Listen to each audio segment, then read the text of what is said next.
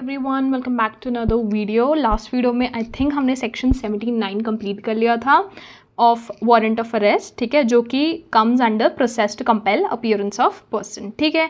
तो सेक्शन 79 में बोला गया था कि कोई भी वारंट कहीं भी at any place of India जो है इट कैन बी एग्जीक्यूटेड, ठीक है। सेक्शन 79 सेज दैट कि कोई भी वारंट आप कहीं पे भी एग्जीक्यूट कर सकते हो इंडिया में, इंडिया पे कहीं पे भी, ठीक है।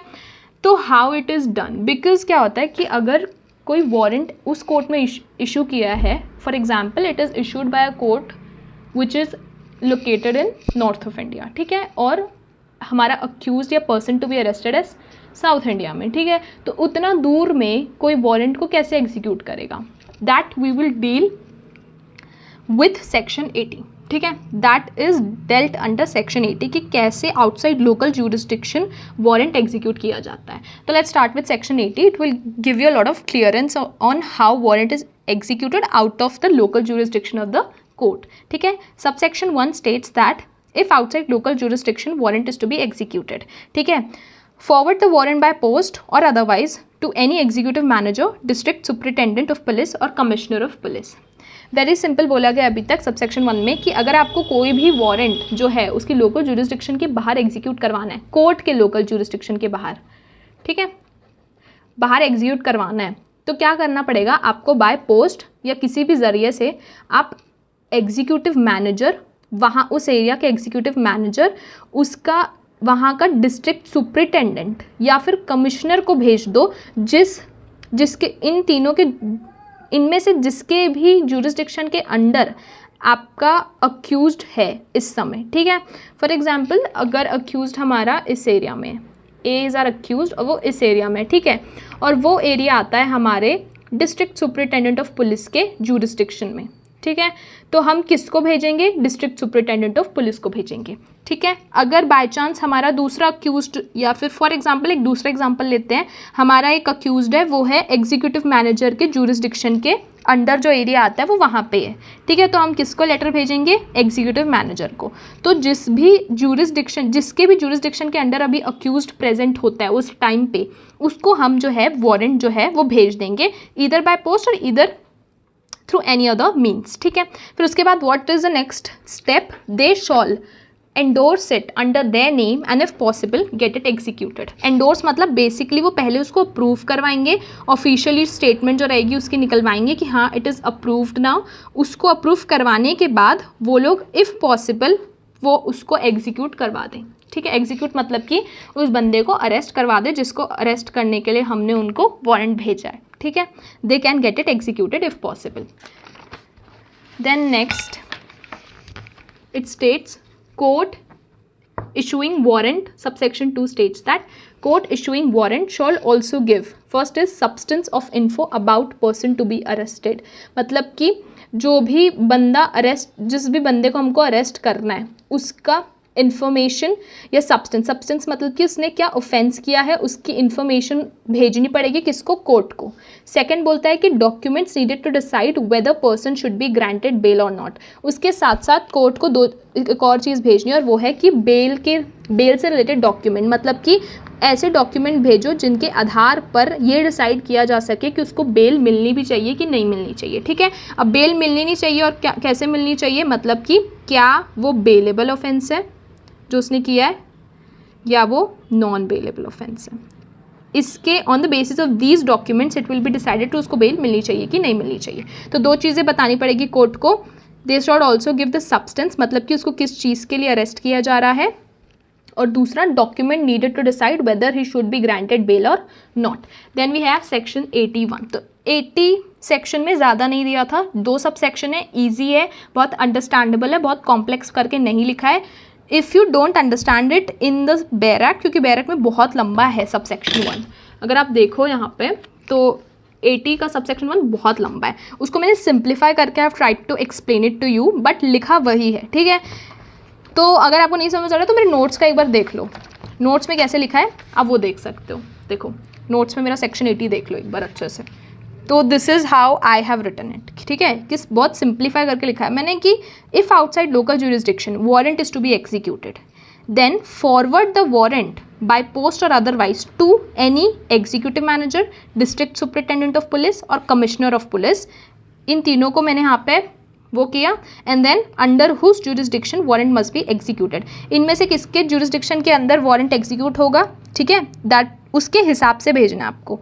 नेक्स्ट स्टेप मैंने यहाँ पे कॉमा डाला, कॉमा नहीं एरो डाला, and then I have written they shall endorse it and under their name if possible get it executed. Simple है बट बहुत लंबा करके लिखा है बैरक में, so it might have been threatening to you guys, तो you can just see how I have written it, ठीक है। तो देख लेना, इसमें सबसेक्शन 2 भी देख लो कैसे लिखा है मैंने। अब हम लोग सेक्शन 81 की तरफ प्रोसीड करते हैं। Section 81 states that warrant directed to police officer for execution outside jurisdiction, ठीक है।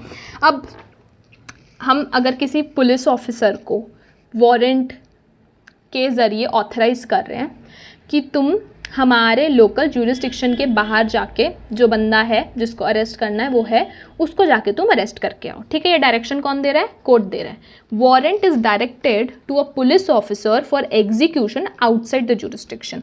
कोर्ट ने वारंट दिया है पुलिस ऑफिसर को, डायरेक्ट किया पुलिस ऑफिसर, ऑर्डर किया पुलिस ऑफिसर को कि तू जाके हमारे लोकल ज्यूरिसडिक्शन के बाहर उसको एग्जीक्यूट करवा के आ, ठीक है, सेक्शन 81 के अंडर। तो सब सेक्शन 1 क्या बोल रहा है कि अंडर अबव सर्कमस्टांसेस, ठीक है, अंडर अबव सर्कमस्टांसेस मतलब जब पुलिस ऑफिसर को डायरेक्ट किया जाए, ऑर्डर किया जाए कि तू हमारे ज्यूरिसडिक्शन के बाहर जाके एग्जीक्यूट करवा वारंट को, what can be done, police officer shall take it for endorsement to executive magistrate or police officer not below in charge of police station rank, ठीक है, within the local limit of whose jurisdiction the warrant is to be executed. वही बात है कि तब police officer, पहले हम post से भेज रहे थे, इसमें पुलिस ऑफिसर लेके जाएगा या तो एग्जीक्यूटिव मैजिस्ट्रेट के पास या फिर पुलिस ऑफिसर जो कि किस रैंक का हो, पुलिस स्टेशन के रैंक का हो, मतलब इंचार्ज ऑफ पुलिस स्टेशन, मतलब थाना इंचार्ज, टीआई होता है ना इंडिया में, उसको टीआई बोलते हैं।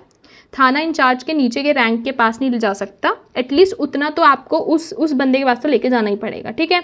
इन दोनों में से कोई भी हो सकता है, उस बंदे के पास लेके जाओ जिस बंदे के जो है ज्यूरिसडिक्शन के अंदर तुम्हारा अक्यूज रह रहा है अभी, ठीक है। फिर वही एग्जांपल दूंगी, अगर हमारा अक्यूज जो है वो ए है, वो इस एरिया में रह रहा है, ठीक है, दिस इज़ द एरिया। अगर ये एरिया एग्जीक्यूटिव मैनेजर के ज्यूरिसडिक्शन के अंडर आता है तो आप एग्जीक्यूटिव मैजिस्ट्रेट को भेजो, ठीक है, पुलिस ऑफिसर एग्जीक्यूटिव मजिस्ट्रेट के पास लेके जाएगा वारंट। अगर वो थाना इंचार्ज के एरिया के अंडर आता है, ठीक है, थाना इंचार्ज के एरिया के अंदर आता है तो फिर हम पुलिस ऑफिसर जो है वो थाना इंचार्ज के पास लेके जाएगा वारंट को। और फिर उसके बाद व्हाट वुड हैपन, सबसेक्शन 2 में दिया हुआ है, then such officer should give authority to the warrant by endorsement and if required assist the officer. मतलब कि सच ऑफिसर मतलब या तो एग्जीक्यूटिव मजिस्ट्रेट या तो थाना इंचार्ज उसको एंडोर्स करवाएगा, अप्रूव करवाएगा उस वारंट को, और अगर ज़रूरत पड़ी तो उस पुलिस ऑफिसर को जिसको डायरेक्ट किया गया है 81 में, ठीक है, जिसको हमने डायरेक्ट किया है, उस पुलिस ऑफिसर को असिस्ट करवाने के लिए या उसकी हेल्प करवाने के लिए बंदे भी भेज देगा, ठीक है, या दूसरे पुलिस ऑफिसर्स भेज देगा फॉर असिस्टेंस और फॉर हेल्प। सबसेक्शन 4 बोल रहा है if delay in getting endorsement it will cancel or prevent in execution then direct police officer may execute it without endorsement। अब अगर अप्रूवल नहीं मिल रहा है, ठीक है, एंडोर्समेंट हो गया या अप्रूवल हो गया हमारा, अगर वो नहीं मिल रहा है और उसकी डिले की वजह से उसका एग्जीक्यूशन कैंसिल हो सकता है, वो वारंट एग्जीक्यूट नहीं हो पा रहा है उस डिले की वजह से, तो पुलिस ऑफिसर क्या करेगा, विदाउट एंडोर्समेंट के मतलब एंडोर्समेंट के बिना ही उसको एग्जीक्यूट कर देगा, मतलब उस बंदे को जाके वहाँ पे जकड़ लेगा और कर लेगा उसको गिरफ्तार, ठीक है, अगर एंडोर्समेंट नहीं मिल रहा है, it's not possible. Then we have section 82 procedure on arrest of person against whom warrant is issued. Procedure क्या होना चाहिए ऑन अरेस्ट ऑफ पर्सन, जब किसी पर्सन को अरेस्ट कर लिया जिसके अगेंस्ट हमने वारंट इशू करवाया था कोर्ट ने, ठीक है, उसको अरेस्ट करने के बाद क्या क्या प्रोसीजर होता है। पहले कि when arrest is made of the person against whom warrant was issued by a court outside its jurisdiction then person shall be taken before executive magistrate, district superintendent, police commissioner only if the court issuing the warrant more than 30 km of place of arrest. If the court is far away, then the magistrate, district superintendent or police commissioner if security is taken under section 73। क्या बोल रहा है subsection 1 कि जब भी किसी person का arrest किया जाता है आउटसाइड द ज्यूरिसडिक्शन, ठीक है, उसके लोकल ज्यूरिसडिक्शन के बाहर किसी बंदे का अरेस्ट किया गया है, तो सबसे पहले तो आप किसके पास लेके जाओगे, उस बंदे के पास लेके जाओगे जिसके ज्यूरिसडिक्शन के अंडर आपने उसको अरेस्ट किया, है ना। कौन कौन है? एग्जीक्यूटिव मजिस्ट्रेट, डिस्ट्रिक्ट सुपरिटेंडेंट और पुलिस कमिश्नर। अगर आपने इनमें से किसी के भी ज्यूरिसडिक्शन के अंडर उस बंदे को अरेस्ट किया है, ठीक है, वो कोर्ट की ज्यूरिसडिक्शन से, देखो मैं बताती हूँ, यहाँ पे कोर्ट है, ठीक है, इस प्लेस पे, दिस इज कोर्ट, हमारा अक्यूज्ड रहता है इस एरिया में, कोर्ट का ज्यूरिसडिक्शन है यहाँ तक, ठीक है, हमारा अक्यूज्ड कहाँ है? कोर्ट के ज्यूरिसडिक्शन के बाहर है। तो इस एरिया पे किसका ज्यूरिसडिक्शन है? फॉर एग्जांपल इस एरिया में हमारा ज्यूरिसडिक्शन है पुलिस कमिश्नर का, ठीक है, पुलिस कमिश्नर का ज्यूरिसडिक्शन है इस एरिया पे। तो जब कोर्ट ने किसी पुलिस ऑफिसर को बोला है कि जाके तू इस ए को अरेस्ट करके आ, जो कि पुलिस कमिश्नर के ज्यूरिसडिक्शन के अंडर बैठा हुआ है, तो वो क्या करेगा? पुलिस ऑफिसर जाएगा, ए को अरेस्ट करेगा। ए को अरेस्ट करने के बाद वो सबसे पहले किसके पास लेके जाएगा? उसको पुलिस कमिश्नर के पास लेके जाएगा, जिसके ज्यूरिसडिक्शन के अंडर उसने उसको अरेस्ट किया है, ठीक है। वो सबसे पहले उसके पास लेके जाएगा, ना कि कोर्ट के पास। सबसे पहले he will take the person to either the executive manager, either the district superintendent और ईदर पुलिस कमिश्नर। इन तीनों में से वो किसी, जिसके भी ज्यूरिसडिक्शन के अंडर उसको अरेस्ट करेगा, पहले वो उसके पास लेके जाएगा, ना कि कोर्ट के पास, ठीक है। I hope you have understood it. Next, only if, only if मतलब अनलेस, अगर वो कब नहीं लेके जाएगा वो अब बता रहे हैं कि court issuing the warrant is more than 30 kilometre of the place of the arrest. मतलब ये कोर्ट जो है ना हमारा, वो 30 किलोमीटर दूर है हमारे प्लेस ऑफ अरेस्ट से, तब वो क्या करेगा? सीधा कोर्ट के पास ले जाए उसको। अगर वो जो है वो मोर देन 30 किलो, नहीं सॉरी, ओनली इफ, अनलेस नहीं, ओनली इफ मतलब these are the conditions under which वो उसको पहले पुलिस कमिश्नर या एग्जीक्यूटिव मजिस्ट्रेट या डिस्ट्रिक्ट सुपरिटेंडेंट के पास लेके जाएगा, इस कंडीशंस में। कब? जब हमारा कोर्ट जो है वो 30 किलोमीटर से ज़्यादा है, ठीक है। देख, अगर कोर्ट 30 किलोमीटर के कम हुआ तो मतलब कि ज्यूरिसडिक्शन बहुत डिफर नहीं कर रही है, तो पहले वो उसको कोर्ट के पास ही ले जाएगा। अगर वो उससे ज़्यादा हो रहा है तो वो इसके पास लेके जाए, इन तीनों के पास, ठीक है। 30 किलोमीटर से अगर ज़्यादा हो रहा है तो इन तीनों के पास, अगर 30 किलोमीटर से कम में ही कोर्ट आ जा रहा है तो कोर्ट के पास, सिंपल। नेक्स्ट है, if court is far away then the magistrate, district और सुपरिटेंडेंट और पुलिस कमिश्नर। अब कोर्ट ज़्यादा दूर है 30 किलोमीटर से, सिंपल है, इन तीनों में से किसी के पास लेके जाए जिसके पास भी उस एरिया का ज्यूरिसडिक्शन है जहाँ पे ए मुजरिम जो है वो पकड़ा गया, ठीक है। वो बोल रहा है if security is taken under section 73, और अगर सेक्शन 73 के अंडर सिक्योरिटी ले ली गई है उसके बाद ही वो उनको इसके पास लेके जा सकता है, ठीक है। सेक्शन 73 में वही था ना, सिक्योरिटी बताया गया था कि कितनी सिक्योरिटी देनी है और किस अमाउंट पे वो लोग, किस अमाउंट तक वो लोग बाउंड होंगे, ठीक है। तो अब ये जो पुराना वाला सेक्शन है थोड़ा आपको कंफ्यूजिंग लगा होगा, but I hope you have understand it now. मतलब एक दो बार पढ़ोगे ना उसको और 2-3 बार समझने की कोशिश करोगे तो I think it would happen clear, but हाँ, पढ़ना और समझना तो पड़ेगा ही। तो अब सब सेक्शन 2 में देखते हैं क्या लिखा है कि on arrest made in above sub section police officer must give information about regarding such arrest, place where such person is held, to designated police officer in the district or to police officer of another district where arrested person normally resides. Simple है भाई, जब भी arrest हो जाए ऊपर वाले section में, जब भी ए बंदे का हमारा अरेस्ट हुआ उसके बाद पुलिस ऑफिसर को इन्फॉर्मेशन देनी पड़ेगी। क्या इन्फॉर्मेशन देनी पड़ेगी?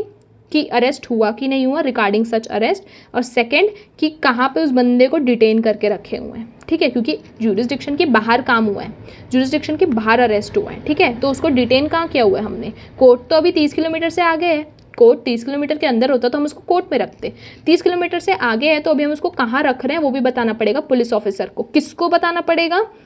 एक डेजिग्नेटेड पुलिस ऑफिसर को जो कि उस डिस्ट्रिक्ट का है, या फिर कोई पुलिस ऑफिसर को जो दूसरे डिस्ट्रिक्ट का है but where arrested person normally reside. अब इसका भी मैं एक वो बता देती हूँ आपको। Let me explain now what does this mean basically. I just try to explain। ये है हमारा ओरिजिनल पुलिस ऑफिसर जिसको अरेस्ट करने के लिए किसने बोला? कोर्ट ने बोला जाके तू अरेस्ट कर, ठीक है। किसको अरेस्ट कर? ए पर्सन को, जो कि कहाँ पे है, किसके ज्यूरिसडिक्शन के अंडर है? दूसरे पुलिस ऑफिसर के ज्यूरिसडिक्शन के अंडर है, दूसरे डिस्ट्रिक्ट में ही है, समझ लो ये इस डिस्ट्रिक्ट में ही नहीं आता है। तो इसने इसको अरेस्ट किया, ठीक है। अरेस्ट करने के बाद इसकी दो इन्फॉर्मेशन, इसको पहली इन्फॉर्मेशन अरेस्ट से रिलेटेड इन्फॉर्मेशन कि कहाँ अरेस्ट हुआ और अरेस्ट किया कि नहीं किया, और दूसरी इन्फॉर्मेशन की किस जगह पे उसको अरेस्ट किया गया है, प्लेस ऑफ अरेस्ट। ये दो इन्फॉर्मेशन जो है वो उसको देनी पड़ेगी, किसको, उस पुलिस ऑफिसर को जिसके जूरिसडिक्शन के अंडर उसने या तो उस पर्सन को अरेस्ट किया है, ठीक है, या तो उस पर्सन को डिटेन करके रखा है। डिटेन मतलब कि उसको कस्टडी में रखा हुआ है, ठीक है। चलो अरेस्ट उसने यहाँ किया, यहाँ पे उसका अरेस्ट हुआ है सिर्फ, ठीक है। फिर अरेस्ट के बाद आपको उसको जेल में भी तो रखना पड़ेगा ना कुछ दिनों के लिए, क्योंकि आप कोर्ट तो नहीं लेके जा रहे हो उसको, है ना। तो अगर आपको जेल में रखना है तो आप समझ लो आपने इस एरिया पे उसको रखा हुआ है जेल में, ए है जेल में, अब this is in jail, A is in jail, ठीक है, कस्टडी में अभी वो जेल में। तो इस जेल की या इस एरिया की जूरिसडिक्शन भी जिस ऑफिसर के पास है ना, आपको या तो आप उस ऑफिसर को बताओ या तो आप उस ऑफिसर को बताओ जहाँ पे आपने उस पर्सन को अरेस्ट किया है, ठीक है। इट्स क्वाइट कन्फ्यूजिंग, बट अगर आप ध्यान से सुनोगे तो आपको समझ आ जाएगा, ठीक है। सिंपल है, जिस पुलिस ऑफिसर ने अरेस्ट किया है ए पर्सन को, उस पुलिस ऑफिसर को दो इन्फॉर्मेशन उस पर्सन से रिलेटेड और उस अरेस्ट से रिलेटेड देनी पड़ेगी। क्या इन्फॉर्मेशन है कि अरेस्ट हुआ कि नहीं हुआ, दूसरी प्लेस ऑफ अरेस्ट, उसको कहाँ रखा गया। किसको देनी पड़ेगी, या तो वो उस ऑफिसर को दे जिसके डिस्ट्रिक्ट में उसने अरेस्ट किया, ठीक है, designated police officer of the district को दे वो, या तो वो उस पुलिस ऑफिसर को दे जहाँ पे वो उस बंदे को अभी कस्टडी में रखा हुआ है। किसको, ए को। कौन रखा हुआ है, ये वाला पुलिस ऑफिसर, ठीक है। तो ये बहुत थोड़ा खिचड़ी टाइप्स है, but if you try to understand it, थोड़ा ध्यान लगा के कंसंट्रेट करके, तो you will understand what I am trying to explain, ठीक है। तो अब let's proceed further, which is section 83. Section 83 states that procedure by magistrate before whom such person arrested is brought. ठीक है, अब भाई बंदा अरेस्ट हो गया है, ठीक है, और अब बारी आ गई है उसको मैजिस्ट्रेट के पास लाने की। तो क्या प्रोसीजर होगा उसमें। पहला सबसेक्शन बोल रहा है कि if the right person is arrested then executive magistrate, district superintendent and police commissioner direct his removal from custody to such court. If offence is bailable, person is willing to give bail on satisfaction of executive magistrate, district superintendent, intendant, police commissioner. Then person is willing to give security required by discretion under section 73. Then they should take such bail, bond and security and forward it to the court which issued the warrant. ठीक है, simple है कि सही person को arrest किया गया है ना, अगर द अरेस्टेड पर्सन इज सही, ठीक है, जिसको बोला गया था उसी को अरेस्ट किया, तो क्या होगा, ये तीनों, मतलब तीनों नहीं, जिस भी केस में जो भी होगा वो, ठीक है, भले वो एग्जीक्यूटिव मैजिस्ट्रेट हो या फिर डिस्ट्रिक्ट सुपरिटेंडेंट हो या फिर पुलिस कमिश्नर हो, they can direct his removal from custody to such court. मतलब कि अभी तक ये कोई और जगह पे डिटेन्ड था, ये मैंने आपको बताया था, ठीक है, यहाँ पे मैंने आपको एक्सप्लेन किया कि वो इस जगह पे डिटेन्ड है. तो ये जो जगह है, इस जगह पे समझो उसको जेल में रखे हुए हैं, ठीक है, दिस इज़ जेल. इस जगह पर उसको डिटेन करके रखा है ए को, ठीक है. तो अगर इनको, इन तीनों को, एक तो ये हो गया पुलिस कमिश्नर, एक हो गया एग्जीक्यूटिव मैजिस्ट्रेट और एक हो गया डिस्ट्रिक्ट सुपरिटेंडेंट, इन तीनों में से जो भी होगा जिस भी केस में, ठीक है, इन तीनों में से अगर इनको रियलाइज़ हो जाता है कि सही पर्सन अरेस्ट हुआ है, तो वो क्या करेंगे, ऑर्डर कर देंगे कि अब इस पर्सन को ये कोर्ट जिसने वारंट इशू किया है, ये वाला कोर्ट भूलना मत ना तो अब ये पर्सन को हम इस कोर्ट में ट्रांसफ़र कर दें. ये कौन ऑर्डर करेगा, इन तीनों में से कोई भी, जब उनको रियलाइज हो जाता है कि ये सही पर्सन अरेस्ट हुआ है, ठीक है. तो ये बोला गया इसमें, direct his removal from the custody of such court, from the custody of such court if offence is bailable. ठीक है, तो पहले तो ये लोग उस एरिया के कोर्ट से वहाँ लेके जाएंगे इसको, कौन से वाले, ओरिजिनल कोर्ट में, ठीक है, उस एरिया के कोर्ट से ओरिजिनल कोर्ट में लेके जाएंगे. और अगर उसका ऑफेंस जो है वो बेलेबल है, मतलब उसको बेल मिल सकती है उस ऑफेंस में, तो क्या होगा, उसकी बेल जो है, और वो बेल देने को तैयार भी हैं जब तीनों, ठीक है, वो बेलेबल ऑफेंस के अंडर आता है, और जब ये तीनों बेल देने को तैयार भी है, तब और जब बंदा सिक्योरिटी भी देने को तैयार है, ठीक है। 3 कंडीशंस हैं। पहला है कि बेलेबल ऑफेंस है, दूसरा है कि हमारे तीनों जो ऑफिसर्स हैं वो उसको बेल देने को तैयार है, थर्ड है कि person is giving securities also. Security बताया था ना मैंने क्या होता है पिछले सेक्शन में। सिक्योरिटी मतलब कि एक तरीके से एक बंदा रखना जो कि इंश्योरेंस दे कि हाँ मैं इस अरेस्टेड पर्सन को कोर्ट के सामने लेके आऊँगा, जब वो सिक्योरिटी देने के लिए भी तैयार है। इन तीनों कंडीशंस के बाद अगर ये तीनों सेटिस्फाई हो रही है, उसके बाद then they should take such bail bond or security and forward it to the court which issued the warrant. अब भाई वापस जा रहा है ये बंदा भी और उसके साथ बेल बॉन्ड भी जा रहा है अपने ओरिजिनल कोर्ट में। ओरिजिनल कोर्ट मतलब जिस कोर्ट ने उसके अगेंस्ट वारंट इशू किया था, वो कोर्ट के पास वो वापस चला जाएगा, ठीक है। मैंने यहाँ पे ड्राइंग में भी बनाया, see I have drawn this is the original court, this is the OG, okay, this is the OG. इसके पास जाएगा ये बंदा वापस, ठीक है, बेल बॉन्ड के साथ। फिर उसके बाद if offence is non bailable. अब ये तो हमारा क्राइटेरिया था जब बेलेबल ऑफेंस हो, बट अगर नॉन बेलेबल हो तो क्या होगा, then on consideration of info and documents given under section 80 का सबसेक्शन 2 CJM और सेशन जज can release such person on bail. अगर नॉन बेलेबल ऑफेंस है बट उसके साथ मैंने बताया था ना 80 के 2 में डॉक्यूमेंट्स भेजे उन्होंने, वो डॉक्यूमेंट्स किस लिए भेजे थे, यही कंसिडर करने के लिए कि बेलेबल ऑफेंस है कि नॉन बेलेबल ऑफेंस है, ठीक है। तो 80 के 2 में जो डॉक्यूमेंट्स भेजे हैं उसको असेस करने के बाद, उसकी एग्जामिनेशन करने के बाद अगर CJM और सेशन जज को लगता है कि वो पर्सन को हम लोग रिलीज़ कर सकते हैं बेल पे तो वो कर दें, ठीक है।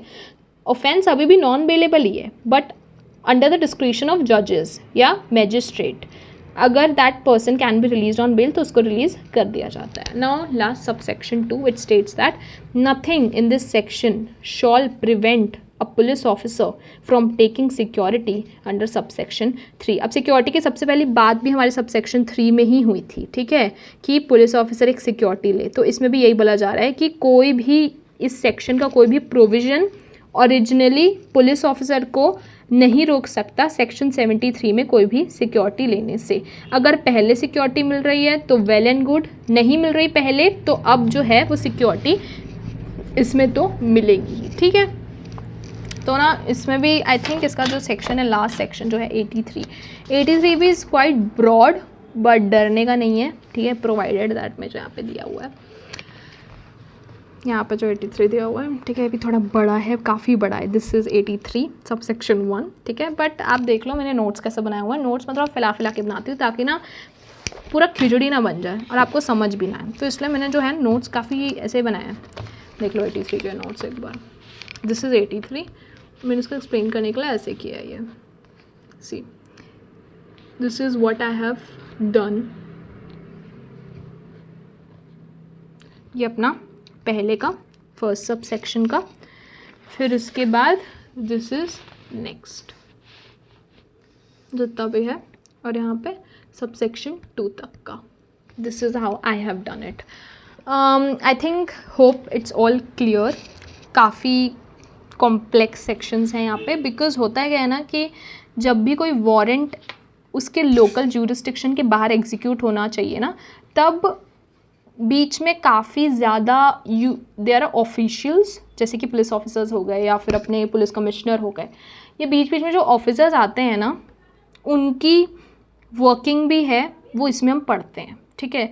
तो हम पुलिस ऑफिसर जो एग्जीक्यूट कर रहा है उसकी वर्किंग तो पढ़ ही रहे हैं, साथ साथ उसके बीच में जो डिस्ट्रिक्ट ऑफिसर्स भी हैं हमारे, जिस डिस्ट्रिक्ट में हम उस अक्यूज को अरेस्ट कर रहे हैं उस डिस्ट्रिक्ट के ऑफिसर्स की वर्किंग भी हम इसमें पढ़ रहे हैं। That's why it feels like a bit complicated, it feels a bit difficult to learn and to memorise it, ठीक है। But if you keep on learning it again again, if you keep on reading it again and again, once and for all आप इसको समझ लोगे, okay. तो that's why मैं 80s के बाद जो है ना मैंने वारंट जो है वो अलग से पढ़ाया, पार्ट 1 में नहीं पढ़ाया, बिकॉज पार्ट 1 में पढ़ते तो you would have been so confused. I hope it's clear now and thank you for watching the video.